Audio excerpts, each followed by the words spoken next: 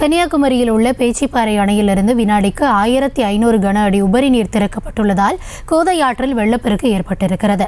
இதனால் திருப்பரப்பு அருவியில் சுற்றுலா பயணிகள் குளிக்க தொடர்ந்து 8வது நாளாக தடை விதிக்கப்பட்டுள்ளது. இதுகுறித்த விவரங்களோடு இணைகிறார் எம்முடைய செய்தியாளர் ஆனந்த். வணக்கம் ஆனந்த், நீர்வரத்து எந்த அளவிற்கு இருக்கிறது? கரையோர மக்களுக்கு என்ன மாதிரியான எச்சரிக்கை விடுக்கப்பட்டிருக்கிறது? விரிவான விவரம். வணக்கம் கௌதமி. கன்னியாகுமரி மாவட்டத்தில் கடந்த 1.5 வாரமாக கனமழை மற்றும் சாரல் மழை பெய்து வருகிறது. இதனால் இங்குள்ள முக்கிய அணைகளான பேச்சிப்பாறை, பெருஞ்சாணி அணைகள் வேகமாக நிரம்பி வருகின்றன. இந்த நிலையில் அணைகளில் இருந்து மழை பெய்யும் அளவிற்கு அணையில் இருந்து வரும் தண்ணீர் பெருக்கெடுத்து ஓடுவதால் உபரி நீரும் வெளியேற்றப்பட்டு வருகிறது. இதன் காரணமாக தாமிரபரணி, கோதையாறு மற்றும் பரளியாறு ஆறுகளில் இருந்து கடும் வெள்ளப்பெருக்கு ஏற்பட்டுள்ளது.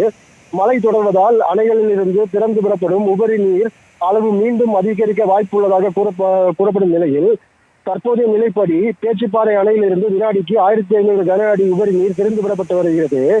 இதன் காரணமாக கோதையாற்றில் ஏற்பட்டுள்ள வெள்ளப்பெருக்கால் குமரியின் குற்றாலம் என அழைக்கப்படும் திருப்பரப்பு அருவியில் தண்ணீர் அதிக அளவில் ஆக்ரோஷமாக வெளியேற்றப்பட்டு வருகிறது.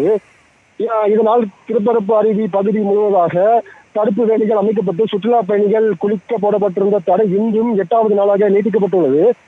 மேலும் மழை தொடர்வதால் அணையில் இருந்து மீண்டும் தண்ணீர் திறந்து விட வாய்ப்புள்ளதால் ஆறுகளில் கரையோர பகுதிகளில் வசித்து வரும் மக்களுக்கு எச்சரிக்கையாக இருக்கவும் பாதுகாப்பாக இருக்கவும் என மாவட்ட நிர்வாகம் சார்பில் எச்சரிக்கையும் விடுக்கப்பட்டுள்ளது.